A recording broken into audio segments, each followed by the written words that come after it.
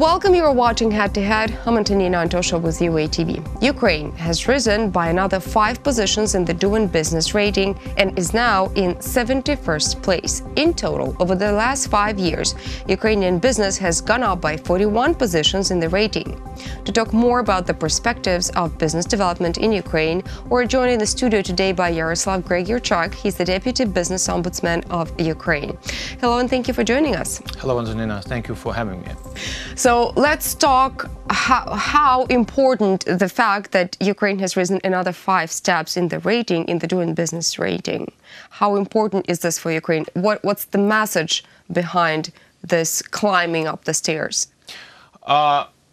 First of all, that the climbing up is moving on steadily for the past 4 years at least, whereby in 2016 we've been 83rd.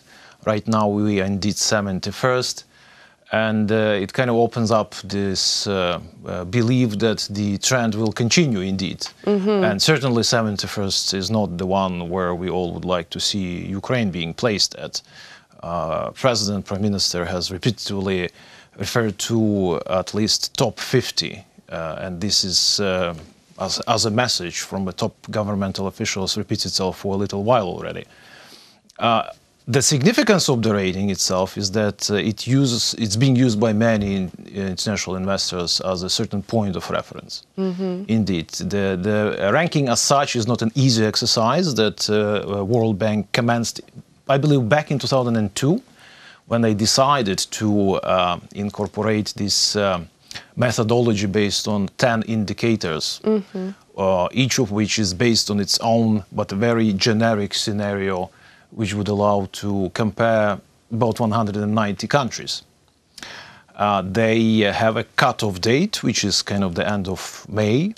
Then they analyze data, and then they, at the end of October, release the information. And that, in this particular case, was the Ukraine's ranking for 2019. But when it comes to the correct interpretation, of course, of this exercise, the one has to be very mindful of the fact that those progressive things that has actually happened in Ukraine, for instance, insolvency reform, that occurred after May, end of the May this year, will actually not be incorporated in the Ukraine's ranking as far as 2019 is concerned. Which means Ukraine has even more to offer. Am I right? And we all have to be very cautious and reasonable when we're interpreting the ranking. And when something good happens, we've got to realize at which particular point in time during a year that occurred. Let's listen to our President Petro Poroshenko of his interpretation of our results in the ranking. Мета наша увійти в 50 найкращих.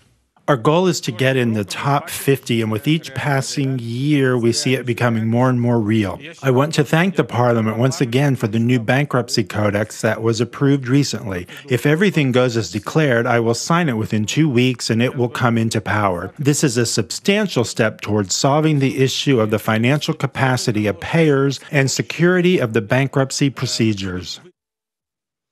See, even President Poroshenko is saying what you've just said, that some things just happen after the World Bank has, calculated and collected all the data. Let's be more precise about the categories. Right. What kind of categories are we, let's say, lacking something, or our results leave much to be desired?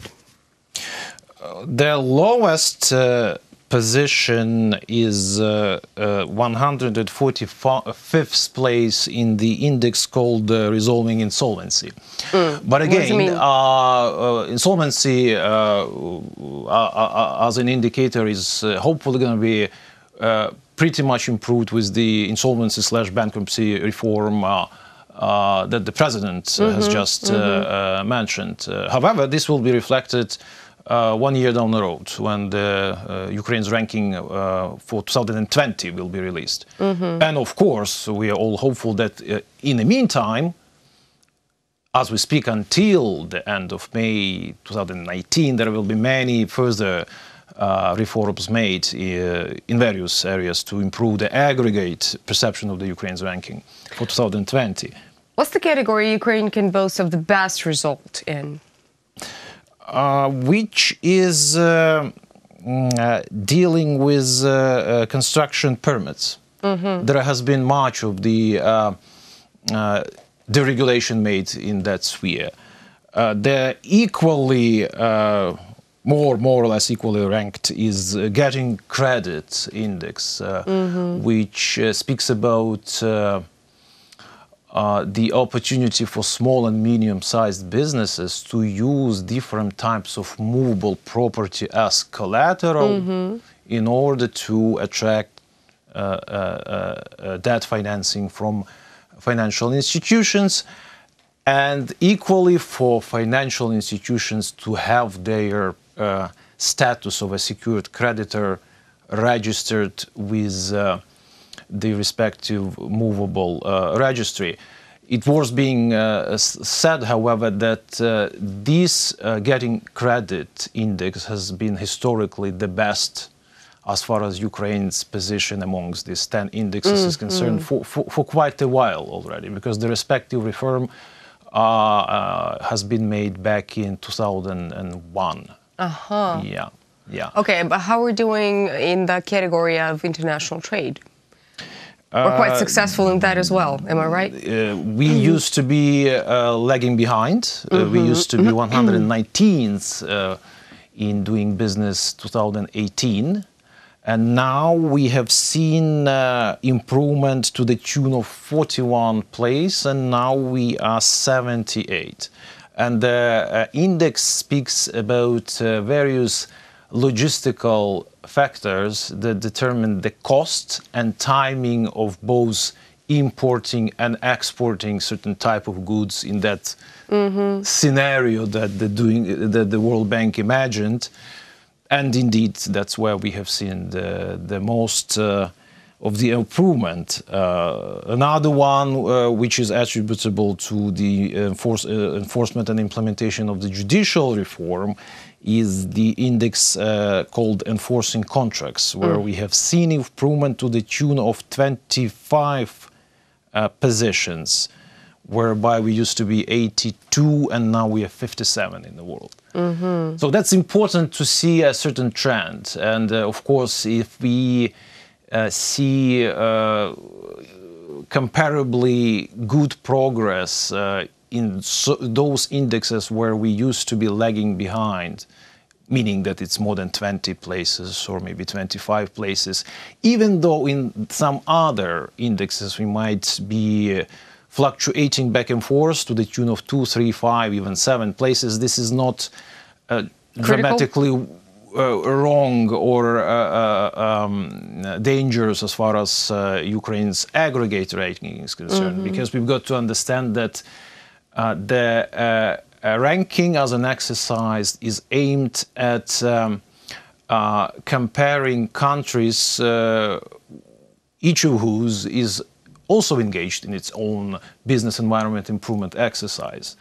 It's not that other countries are not making good reforms. Effectively, the ranking is a good tool to see how countries are competing for this good business environment type of a marketplace that they comprise. Judging by Doing Business rating 2019, New Zealand is doing the best with the reforms. And in the best 10, in the top 10, there is Georgia. It's the only country out of post-Soviet countries that made it to the top 10. Now, what's the Georgia's secret? If I were to wrap up and give a very kind of an eloquent answer, is their ability to proceed with the necessary reforms, not in the evolutionary, but in rather revolutionary way. Yeah. Should Ukraine take any experience from Georgia? Certainly something is worth being borrowed, but you know, it's a matter of certain policy choices to be structured and implemented in the right way, because there is also a body of thought that claims that those things that has been implemented very rapidly are not necessarily ended up as the soils, as the seeds in the right soil. You know, there might be a bit of a... Meaning they're not effective in the long run? Meaning that they might not necessarily be indeed properly perceived by society or otherwise.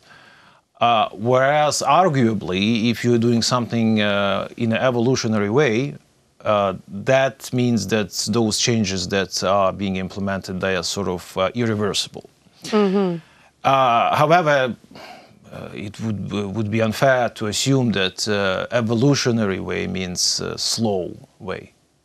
So the balance has to be in there.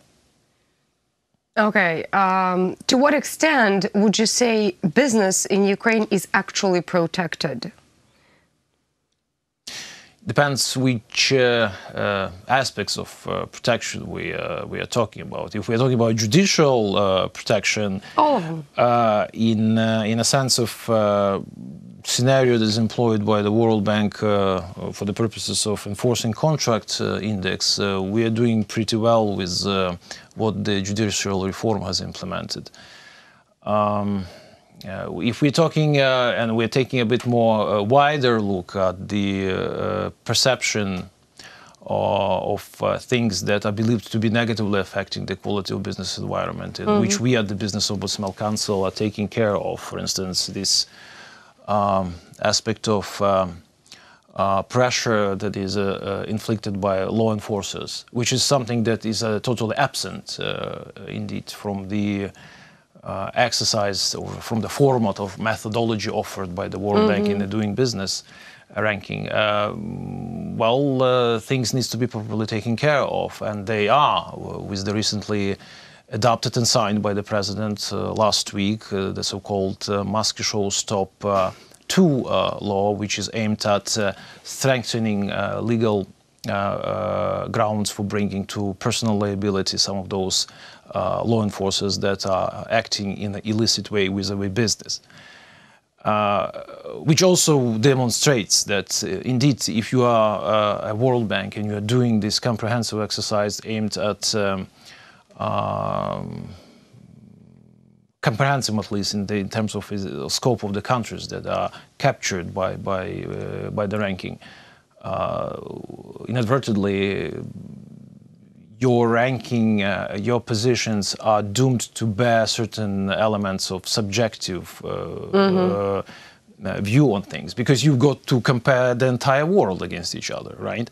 Yeah. And you cannot capture all of the specificities that are attributable or not attributable to a particular country.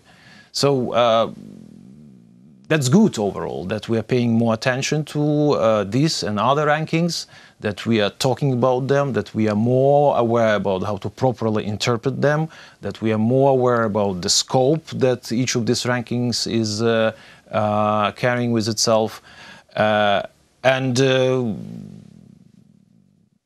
That is just helpful for us to be sufficiently comprehensive when we are looking at our own state of things here in Ukraine. Thank you so much for your point of view. Thank you so much for coming. Pleasure. That was Yaroslav Gregirchak. He's the Deputy Business Ombudsman of Ukraine. Thank you so much for watching. Stay tuned with UATV for the rest.